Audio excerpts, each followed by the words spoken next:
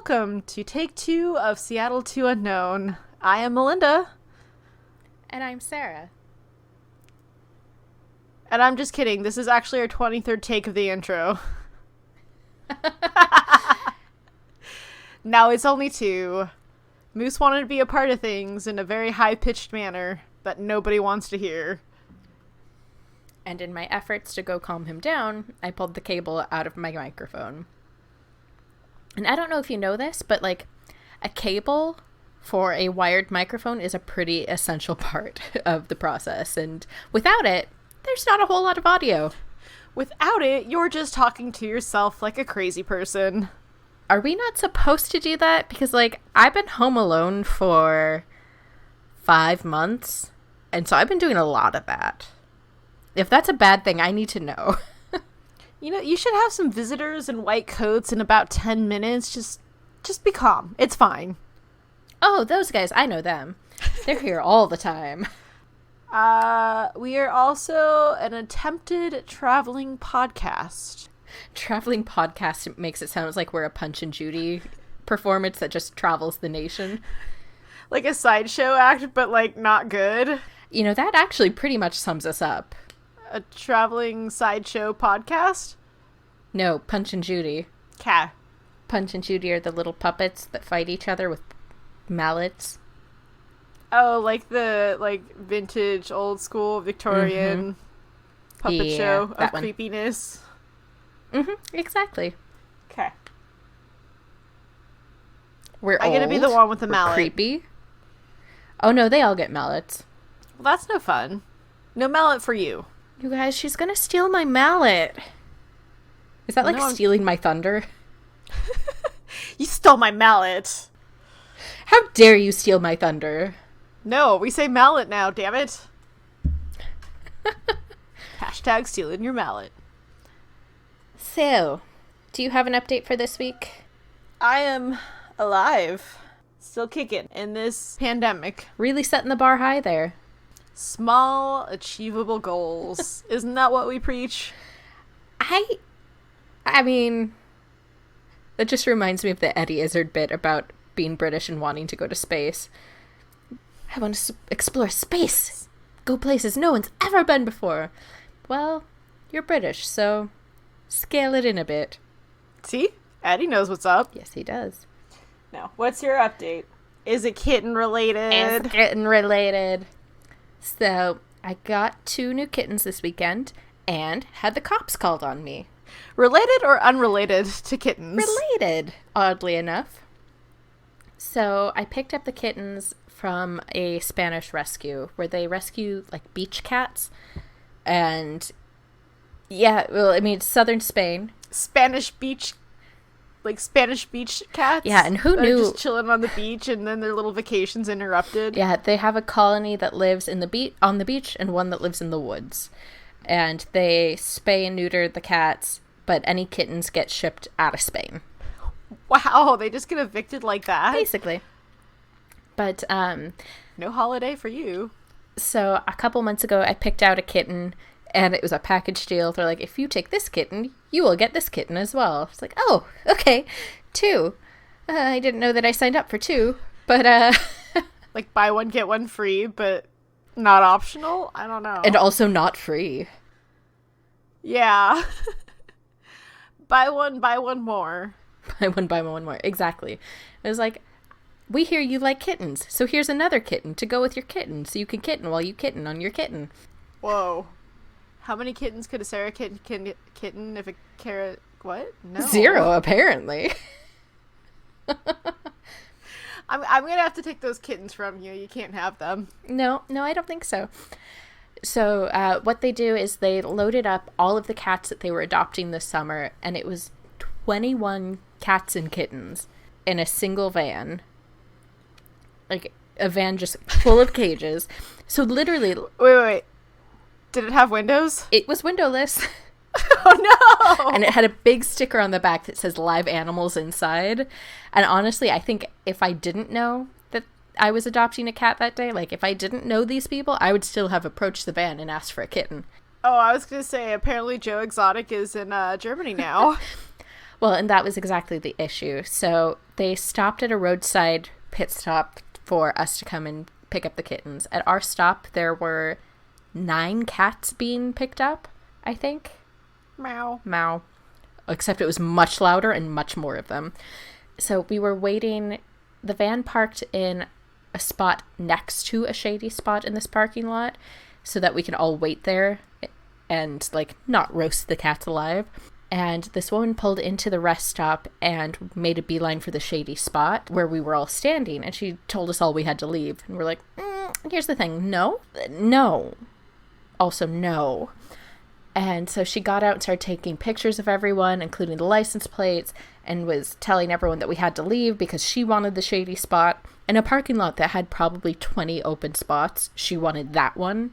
Yeah, that's how that works. Mine, bitch. So someone was like, hey, we're just here to pick up some kittens. Then we're all leaving. You can have the spot in like 30 minutes, but you can't have it right now. Including, like, there was one woman in our group who was probably 6 months pregnant. And it's like, we've all been here over an hour waiting in the sun because they gave us a bad pickup time. And so, yeah, we're going to wait in the shade. Like, you're just going to have to be patient. Your car doesn't need the shade. People need the shade. Typically, yeah. I mean, And it was truly just parking spaces. Literally nothing else. So the lady pulls out, but before she can get away, the pregnant lady whips out her phone and starts snapping pictures. And she's like, bitch, I got your picture too. Which was amazing. And as the angry lady pulls out of the parking spot, she pulls out of the parking area, she passes my friend who's waiting in her car. And my friend is FaceTiming her boyfriend. And she makes a weird face as the lady pulls by. And the lady stops, leans her head out the window and starts shouting at her like, don't you judge me? What? Like, who are you to judge me? And my friend's like, I'm FaceTiming someone. I wasn't making a weird expression at you. I was making a weird expression at him. And then she peels out. I'm like, fuck you. So everybody gets their cats except for me and a couple behind me in line. And the police pull up. Yay! And the police are like, we got a report that there was an exotic black market animal deal going down here. So we're going to need to see everybody's papers. And mind you, like, the rescue people are in the van loading up my kittens as the police arrive. And I'm sitting there going, oh, for the love of God, hurry up. Oh my God, hurry up. Hand me the kittens. Hand me the kittens. Hand me the kittens. And eventually the cops are like, these are just house cats. Like, this is nothing black market or exotic or anything. We've got all of their papers. We've got everything. And so the kittens are handed to me, and I turn to the officers and go, okay, bye. And I just bolt. I was like, I want to get as far away from these people as possible before they change their minds. Ooh, fun fact. Don't just run away from the police. Make sure that you're actually good and they're done talking to you before you just run away. Especially with illegal house cats. Yeah, I'm like, I mean, they're cats. Potentially one of my 2 cats could be, she gives the appearance of being purebred, but she was found in the woods, so I'm guessing she's probably not. But I was like, oh God, out of all the cats, like, please don't look at mine. Please don't look at mine and get the wrong idea. But yeah, we got home, and now I have 2 tiny, like, tornadoes who live in my home. And one of them sounds like a porg. What the hell? She doesn't so much meow. She, like, she kind of sounds like a pigeon, but like a porgy pigeon. They just coo. So yeah, now I've got 2 kittens. The end. That's my update. Hashtag kittens. That was a profound hashtag. It's one of the best hashtags there could be. Whew, it is hot in Germany. Holy cow. It's actually cooled off a bit, and I'm so excited. It's so nice. I'm tired of melting and being sweaty, but then it's like the temperatures are going to go back up soon. Yeah, it's not excruciatingly hot. It's in the high 80s to mid 90s, which is really hot. No, that's too much. But it's the humidity. It is so muggy, and I am so sticky all the time. It's like being in Washington. Ugh. I don't remember feeling like this in Washington. Well, it's been a while. Well, this is true. So, do you have a cocktail this week? I do not. I do. And what is the cocktail this week? I've actually had this on the show before. It's a caipirinha, but in a can. And it's not the greatest. Also, it's not cold anymore, because I took this out of the fridge like an hour and a half ago. Ew. Did you hear that? The tiny porg monster? No. Nope. Well, she jumped over and porged out. Can you porg again? No, she doesn't want to. Yeah, it's not my favorite drink, but it'd be better cold. But there's no such thing as a cold drink in this weather. Fridge to face. Yeah, well, fridge to nightstand while I wait for recording, and then hockey goes into overtime, and it didn't go back in the fridge. Well, that's just poor planning on your part. How dare I not anticipate the overtime needs of a team in a league that I do not follow? Yeah, how dare you?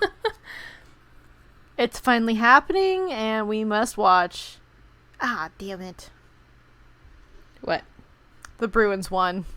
I'm sad. Okay. Anyways, let's talk about wine windows. Do tell. So, as apparently previously discussed, but I don't remember because I probably wasn't paying attention, in Florence, Italy, they have a lot of wine windows that are being preserved because they were a big hit in the Black Plague, so people could still get their cocktails. Or wine, you know. Without having to have too terribly much human interaction. Yeah, so they're being preserved, and they've got tiny little plaques that says that they're a tiny little wine hole. But now they're getting reused again in the Great Plague of 2020. Yeah, and to picture these windows, they're like just big enough that you could put a regular sized glass of wine through it. But like arched and decorated and cute. And so some places that have wine windows, they're not actually able to use them because now it's like in someone's residence, it's in a private office or something, but some of them are still a part of restaurants where they are serving cocktails and wine through them again as a form of social distancing. I want a wine window. I think you need to buy a house and put in a wine window. I think I need a wine window too. And like have it be ornate, like the ones in Florence.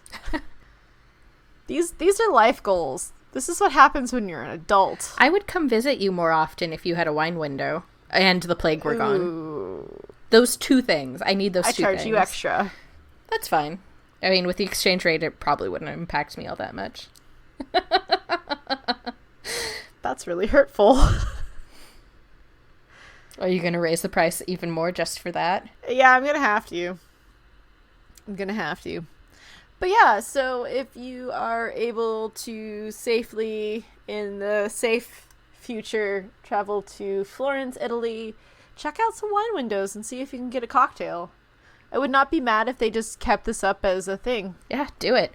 I think it really just means that we need to bring this back to the US and create not a doggy door for like sliding glass windows, but like a doggy door at chest height so you can turn it into a wine window. Let's go on Shark Tank. Let's do it! Wine windows for everybody. Perfect for your social distant barbecue. Don't like people that much? And in a non-pandemic era, wine window. Still in a pandemic? Wine window. After the pandemic, but you just don't like your family? Wine window. That was my first example. I mean, after, before, doesn't matter. Wine windows for everybody. Let's do it. Sorry, I got distracted because while you were talking, I got a follow request on Instagram from a dude who only posts pictures of himself. Basically all framed exactly the same way. Just hundreds of pictures of himself. Shit, I'm Instagramming wrong then. He's in Seattle. Hit me up, buddy. Oh, God. Oh, wait, it says he's gay. Never mind. We can still be friends. It's fine. Just no romance. Do you think he would, be my social media guy and just, curate my Instagram feed? Because what it really needs on Instagram is more pictures of this guy. Yeah, duh. Anyway. So, what are we talking about this week? Plagues and travel. Travel plagues. Actually, kinda. So, this is like a throwback to our regular episodes, maybe not so much a quarantini, because this is more serious and the education episode. Yes, an education episode. This is the Seattle to Unknown.edu episode. Please don't make us reserve that website. Don't go there. We don't own that. I don't know what that is. It's like when you read books and they mention fictional websites and then the publisher has to get the website so that nobody puts porn on it. Oh, Because that's a thing. People will try to I can see that. beat like YA authors to websites and then put porn on it. So when the kids go like, I wonder if this website is real, they go there and find out, oh, it is. And oh dear. Oh, internet, naughty. Don't do that.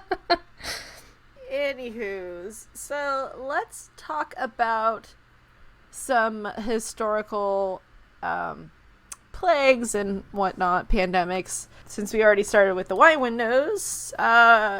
So the Black Plague, that was a classic. Do you remember that one? In like the 1300s? Sarah, were you there? Oh, definitely. That's why I have so much gray hair. Yeah. Honestly, I'm a little impressed. like pretty well preserved considering how old I am. I'm pretty sure Keith Richards was in the Black Plague. Oh, I mean, he started it. Oh boy. Okay. So the Black Plague of the 1300s. Sorry, I didn't look up the actual start date. I think it was like 1370. I'm fact checking. This is why we're not a medical or historical podcast. So when we say this is the educational one, we mean that loosely. Oh yeah. Big time loose. Anyways, it's 1347 to 1351. ooh, shit. Oh. Read all of what I wrote and then I'll get there. Okay. Anyways, it's predicted that the Black Plague killed between 75 and 200 million people from a bacterial disease. And when she says 75, I think she means 75 million, not just like, it could be just 75 people. No. 75 million to 200 million people from a bacterial disease.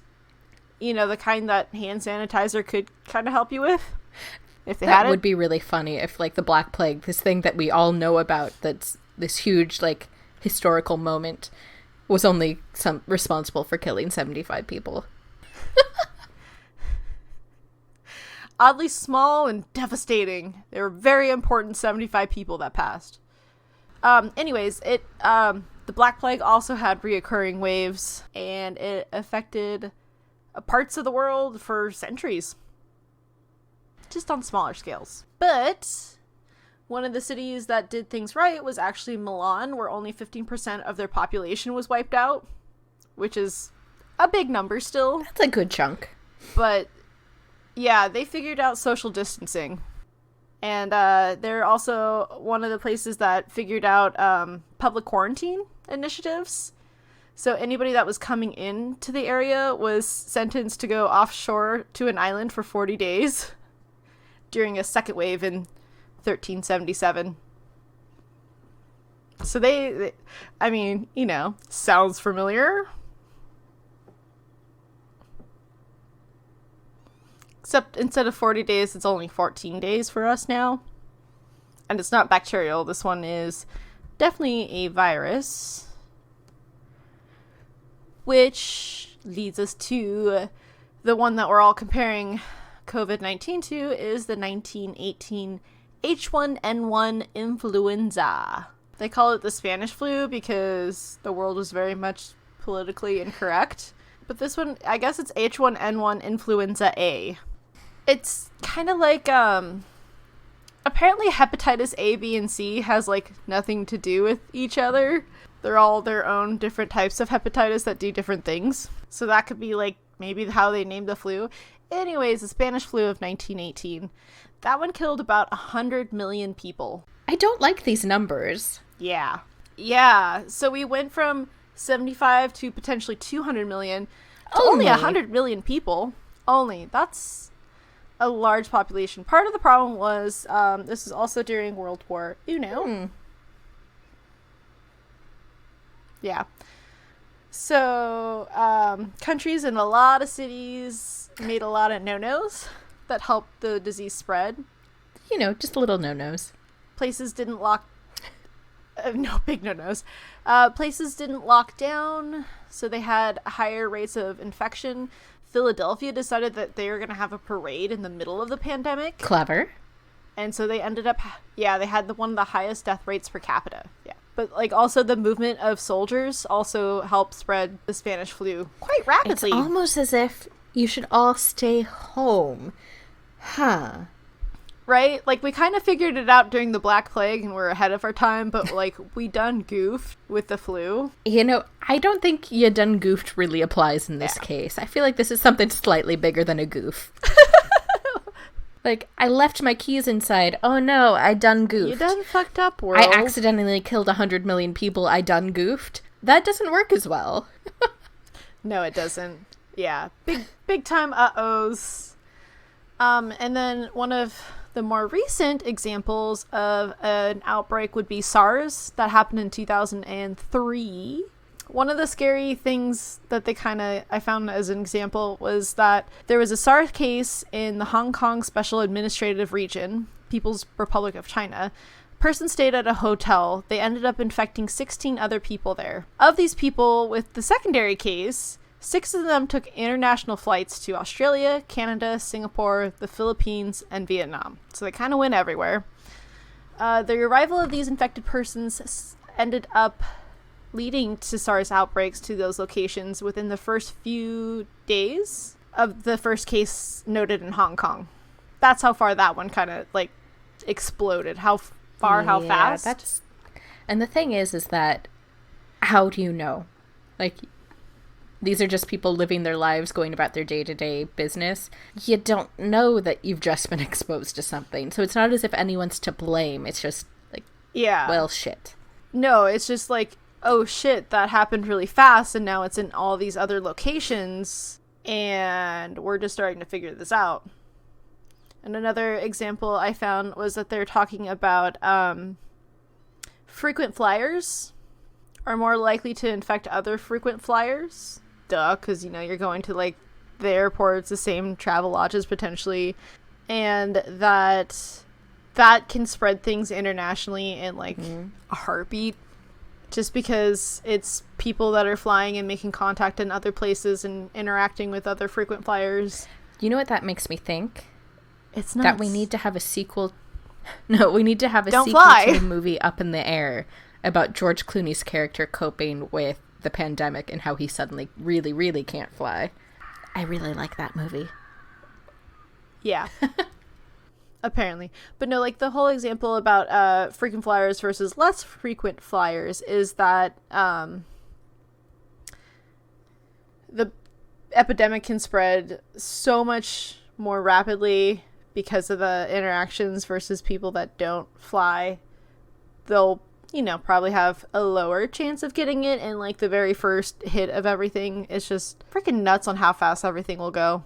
So yeah, that's why we kind of have lockdowns and travel restrictions and social distancing and the comeback of wine windows that we are having, is because we're trying to look at what happened in the past and, you know, how we done goofed accidentally. The problem is that, you know, for, like, the Spanish flu, everything was being documented by newspapers. So it's a little bit harder to, like, misinterpret or change things To fit a narrative. Like, you know, portray one side. Yeah. I'm like, political? You know, it's, newspapers was their source of information, unlike now where we have so much ready at our fingertips that anybody can say anything and change what they need to fit what they want. And generate conspiracies and all kinds of fun stuff like that. Yeah. So, not only do we have a viral pandemic going on, we also have an information pandemic going on with it. Yeah. I mean, I've read so many theories. In fact, like, there's a shopping center near my apartment, and in the parking lot there's a little area, like a cart return, but it's a covered cart return, and someone's graffiti it to say that Bill Gates created Corona. It's like, you know what? I feel like he probably didn't. I mean, I'm no expert, but I feel like Bill Gates has got better things to do. Yeah. Which, a lot of the past pandemics help expedite growth in societies, and like the Industrial Revolution ended up kind of popping out from that and whatnot. So it's what's going to pop out from this? What are we learning? How do we move forward? How do we travel? Well, glad that you asked. Because that brings us to part 2. We don't right now. So that is sort of what I looked into for this week's episode. And one of the things that I think is really important that everybody take into consideration when they read up on how travel should work going forward is that a lot of the articles cite CEOs and managing directors and whatnot of travel-related companies. And the number one thing you should do when reading anything written by someone who's invested in you traveling is knowing that they're going to encourage you to travel. Full stop. It is in their best interest to get you out the door. And that's the interesting thing is so many articles are from like Expedia and Kayak and Priceline and all these various companies that have a major incentive in getting you in a vacation, whether or not it's in your best interest. Ooh, speaking about that, I found a lot of my information from NCBI, the website, and I read like scientific-y, medical-y thingies for this, so you're welcome. Thank you. Yeah, I learned for the sake of condensing it from what I understood. Yeah, but I think so many of these websites, rather than talking to medical specialists, people who know what is in your best interest, they're talking to people who want to incentivize you to travel.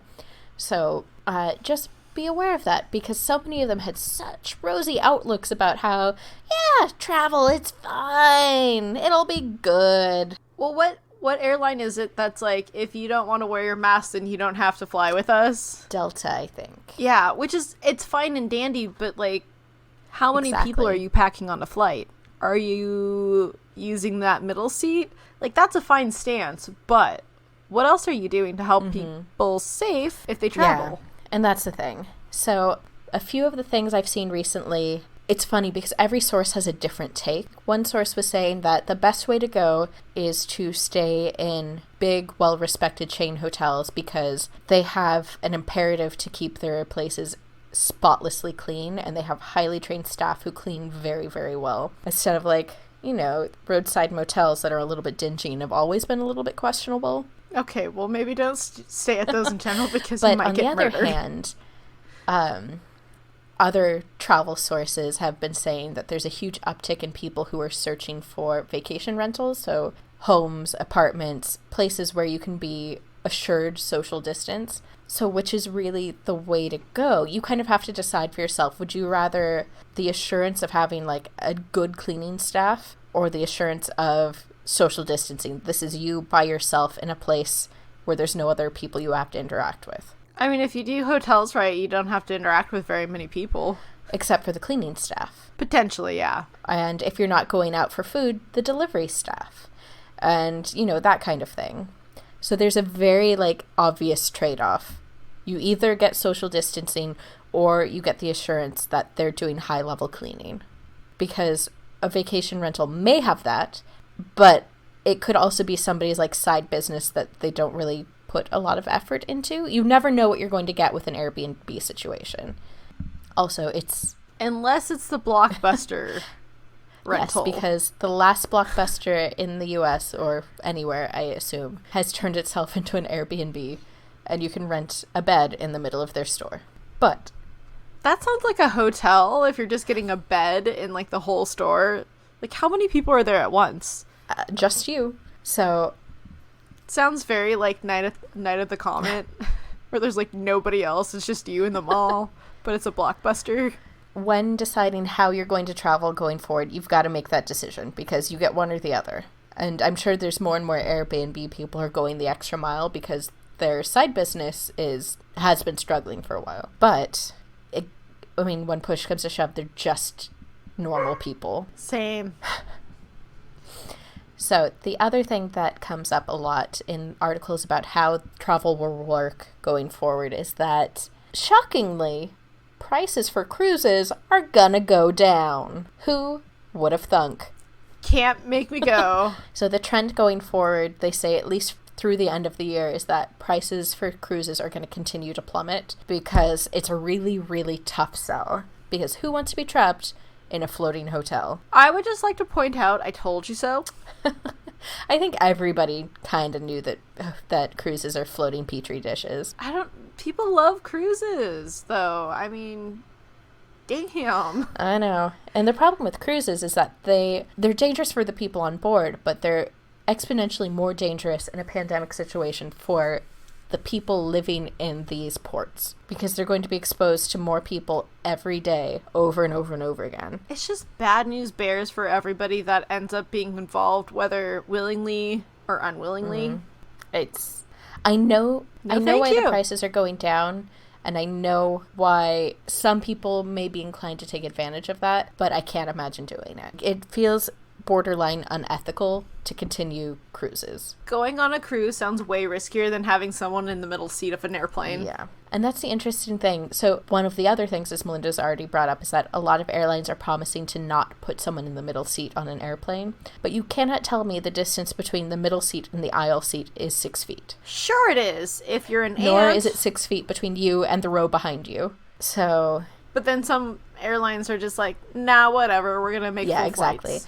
So a lot of airlines are advertising that they are social distancing, and then at the last second saying, oops, did we say we're social distancing? In fact, we're sardine canning you in. Good luck. What we really mean is just wear a mask and hope for the Exactly. best. It's like, it's nonsense. There's no social distancing on an airplane. There's just no such thing. And presenting it as social distancing is that's just propaganda. It's not true. There's nothing you can do to social distance on an airplane. So anything that they do to make it seem like they are, you should disregard. Like, anything they say about how good they are with that, they're lying. They just aren't. We all need to become Jeff Goldblum's character in Jurassic Park and just be like the chaos theorist and just assume that everything that will go wrong or can go wrong will go wrong. We're all going to be pessimists. He lives, right? Yeah, he lives. He's in one of the newer movies, I think, briefly. So yeah, we're all Jeff Goldblum now. Yeah. So with that in mind, I think everybody knows that we're all itching to get out of our houses. So what you as a potential traveler need to do is, one, decide if you really need to travel. Is it actually an imperative, or is it something that you want? Because at a time where it's so risky to expose yourself to strange people, we should all be doing something. We should all really, really think it over before we take those steps. Which is kind of nuts to think about because, like, the things that we've kind of put into practice to keep us safe or safer is things that should have been happening beforehand. People should have been washing their hands more often, especially when they go out and they're in high-touch areas, you know. They should be giving people personal space. Yep. And not, like, standing right up next to somebody you don't know. You should also be covering your mouth when you cough or sneeze with your elbow and not your hands, because high-touch areas in public. Yeah, and not to name any names, but I have at least one friend who told me he can't wait till this is over so he can stop washing his hands. This is a friend. I can't be friends with this this is person. a friend I will not be meeting in person again. Yeah, no, it's... yuck. No. I'm a big fan of washing my hands and not touching my face. Yeah, so consider if it's really necessary at this stage. Like, there will be a stage where we will be able to travel again without it being some sort of moral conundrum that you have to parse through. But we aren't there yet. And you have to consider, are you at risk? Are you going to be in contact with people who are at risk? Because chances are the answer to that is yes, whether you know it or not. Always assume someone you know is at risk, because in any given group, there's probably a couple. Yeah. And so consider the state or the stage that your county is in, or your city, or whatever, however it's divided up, and where the place you want to go is at as well. Because if they're doing better than your place is, don't go there. Do not jeopardize the good thing they've got going on. Yeah, I mean, I honestly don't know what stage we are in anymore, just because everything has been so fluid with rules. Like, oh, we're doing this now, and then like a few days later, it's like, oh no, we're doing this now. Yeah, it's just something you have to dig into, and for your safety and for the safety of others. Because if you're in stage whatever, and you're going someplace that's in a worse stage, well, you're going to bring whatever you're exposed to back with you. So do your research. The plague. Yeah, it's more important now than it ever has been before that you do your research on where you're going. Because, I mean, the second wave is about to crest. Like, I know in Germany, in my city specifically, our numbers have started to go back up again because people kind of were like, meh, our numbers went down. We're not getting any new cases. It's fine. Let's all have a barbecue with 50 of our best friends.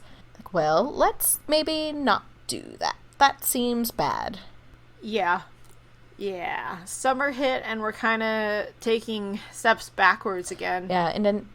just because we thought we were going in the right direction. And take this with a grain of salt, but a friend of mine who is COVID positive and has been for over 100 days recently found a study that shows that symptoms resurface in hot weather.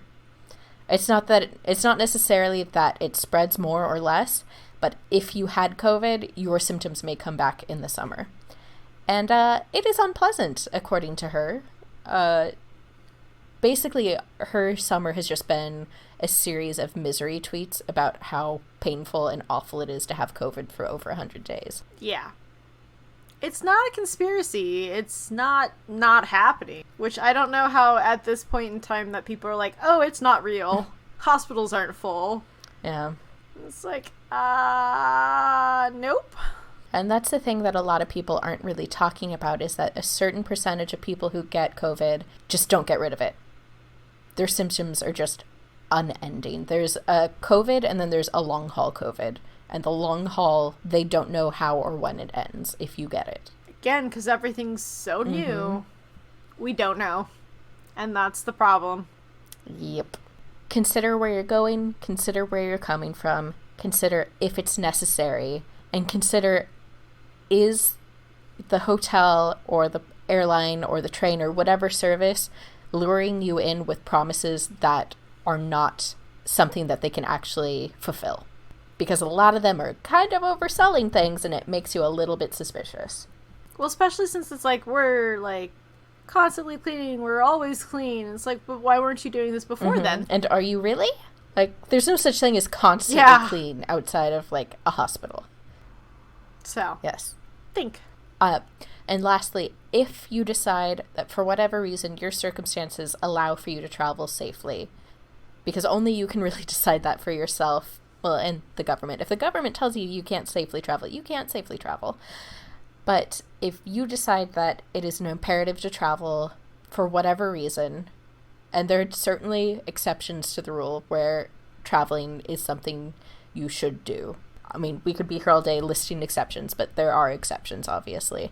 Make sure that you get very good travel insurance and you book through websites that allow corona-related cancellations, because more and more services are offering that. They will say, if you get sick, we will cancel with full refunds. They are out there. You just have to search for them, because just because you feel good now doesn't mean next month when you decide to go on your weekend getaway that you will feel good then. And while you probably have better things to worry about if you get corona than whether or not you're going to get your hotel deposit back, it still wouldn't hurt to get that money back. Like, you know, if you're sick, you might need money. Yeah, it's kind of nuts the amount of travel emails I've gotten as of late. Yeah. Yep. Mm-hmm. Like, they're really trying to push it and be like, you know, free cancellations and all this stuff, and it's, I don't know, you guys. Yeah, it's no secret that I work for a travel sector company. You do? I've been keeping it from you, but I think everybody else knows. So I see what's going on behind the curtains, and I'm not going to spill too much tea, but it's important for people. Pay attention to the man behind the curtain. Pay no mind to the man behind the curtain. No. Pay attention to him. But, like, there's a whole lot of people at a whole lot of companies whose jobs depend on getting you out there to travel. So they're going to be persuasive. Yeah. And, like, they're putting all of their manpower into convincing you it's okay to travel. So you have to be the person to make that decision for yourself. Do not let a really cute commercial tell you that it's okay if you don't feel it's okay. Use a healthy amount of skepticism to everything you read when it comes from someone who is going to make money off of you potentially getting sick. Because we're all Jeff Goldblum in Jurassic Park. By that, do you mean we're all super sexy? That's the moral of the story. With, like, sweet curly hair and dark tinted and glasses. shirts unbuttoned down to our navels. I mean, that's what I do anyway. I'm doing home office for the rest of the year, so nobody can see. But yeah, it's very much, we're in a world where it's not maybe so much about you, it's so much about thinking about others. Yeah. Do we know what we're doing is necessarily, like, the solve all? No, but if it's something we can do to reduce chances of someone else getting sick, ourselves getting sick, why not give it a try? Yep. And so with that, I'm sure everyone realizes this, but it's really important that going forward, we travel with masks, just in case. If you're in a crowded situation, put a mask on. Like, it costs very little, and it's just a little extra insurance you take out on yourself and the people around you. It also means we need to carry our own soap. We need to have sanitizers. We need to have that kind of stuff just to be extra certain. And it's not just cleaning the germs off of the person Wash who your is damn sitting hands. there. It's not just wiping the germs away of the person who was there before you, but wiping your own off for the next person. Cleaning the other person? Yes. Yes, I'm going to clean the other person. But see, and that's not how people think of it. It's cleaning off somebody else's nasty germs, and they don't care about leaving their own nasty germs. Yeah. We need to be thinking about more than just ourselves and self-preservation. Yeah, and it's... How can I do my part to help you stay safe and healthy? Could you send me some wipes? I'm all out. Everybody's out. Also, hand sanitizer is not going to be the cure-all. Soap and water. Yep. It's I don't have access to running water solution. It's not this is the only solution. It's like a temporary... Yeah, it's a quick fix. It's a Band-Aid as opposed to stitches.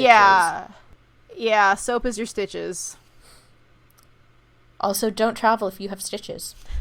At least in any way that's going to touch other surfaces. That seems like a bad idea. Just generally. What else are bad ideas that we could talk about? Don't travel with a head wound. Ooh. Always wear your helmet while on bikes or motorized scooters. Sarah, you should just wear a helmet all I have times. 2 helmets. 1 bike, but 2 helmets. One is for if the other one breaks while we're underway. Got a backup to the backup helmet? Yeah. So take precautions and don't let your guard down just because you're on vacation. I see a lot of photos lately from people I know who are on vacation within Europe, which is allowed because, you know, our borders are back open within the EU. But I see these pictures and I go, note to self, do not interact with this person for at least 2 weeks. Like, why are we having family barbecues with 50 people? Why? Yeah. Is this necessary to do? Yes. Not really. Sometimes boring is best. Although it is really entertaining to see the creative ways that people are adapting. Right before we were recording, I saw a video on Instagram, or on Twitter, I think, of a concert, one of the first concerts in the UK since all of this went down.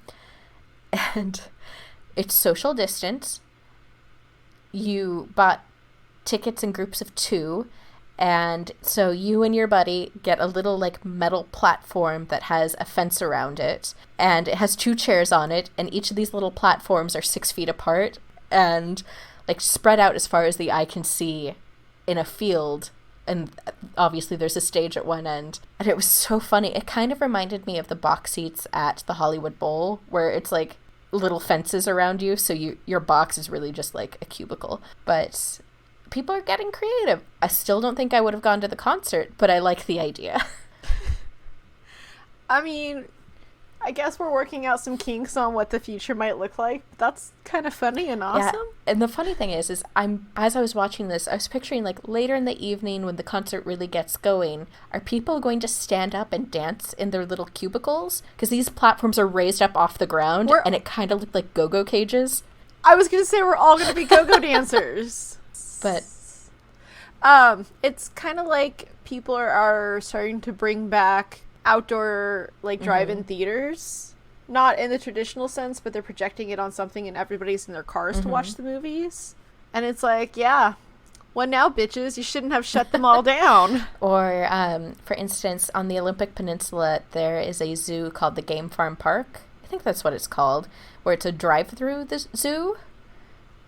And so you load up in your car, you buy treats for the animals, you roll your windows down and you drive through and you just give them treats. And next thing you know, there's like a llama sticking its head in your car. Sup, llama? You're not in Peru. Let's pretend. People are creating creative solutions for things you can do that normally wouldn't be social distanced. You just have to look closer to home. And I think that's the solution. That's the safest solution for everyone, is explore at home and don't risk infecting other communities or being infected by other communities. And I think we've all been sort of raised to believe that travel is an adventure you have elsewhere, but the more... Travel can be an adventure at home within your own backyard. That's something we've said multiple times. I know that. What's up, pioneers right here? I know, and it's a thing that we've said over and over again, but it still feels, like, even as someone who fully believes that, like, every once in a while I'm like, but I've seen all of Dusseldorf. I want to go somewhere else. But we gotta... But have you, though? We gotta fight that instinct, and it's gonna be tough, but, I mean, hopefully we'll all see more opportunities to do new, exciting things closer to home that will sate that need for a little bit longer. We'll get there. We just have to do our part to be part of the solution and not more of the problem. Yeah. More community spirit, less individualism. Yep. Rally together, world. We are the world. Nope. That was so out of tune. I don't even care, though. That sounds like a lot of, like, close togetherness and hand-holding, and we don't Hands want across that. America. Quick. Make a chain. 6 feet Social away. distance hand-holding. It's like air high fives. Just air holding out your hand in, like, a grip shape. Yeah. But yeah. So hopefully this has been slightly educational, some food for thought. Just make good choices. Yeah. Be Jeff Goldblum. I think it's an adventure. Yeah. So I guess the takeaway should be it's better to be more cautious than less. I think this is true. Oh, the education episode made me sleepy. Just like school. That's really bad. But yeah, remember, it's an adventure.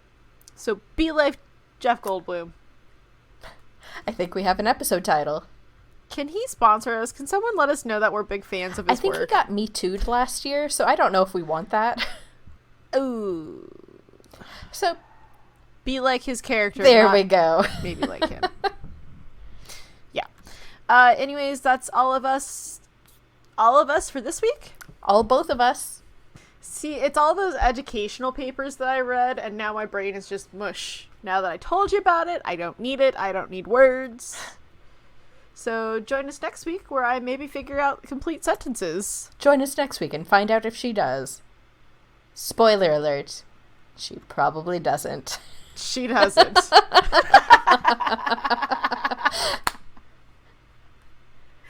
And on that note, bye. Bye. Hi, everybody. Thank you for listening to another episode of Seattle to Unknown. If you enjoyed this episode, please subscribe and leave a rating on whatever platform you are listening to us on. If you're interested in following us, look us up on Twitter, Instagram, and Pinterest. We're on all 3 platforms as @SeaToUnknown. That's SEATO unknown. Or you can jump right onto our website, www.seatounknown.com. I'm on Twitter and Instagram as @SAR_S, and Melinda is on both as @HooliganMonster. If you have any travel stories or tips you want to share with us, please reach out to us at our email, which is seatounknown@gmail.com. Thank you, and we hope to see you back here next week. Bye!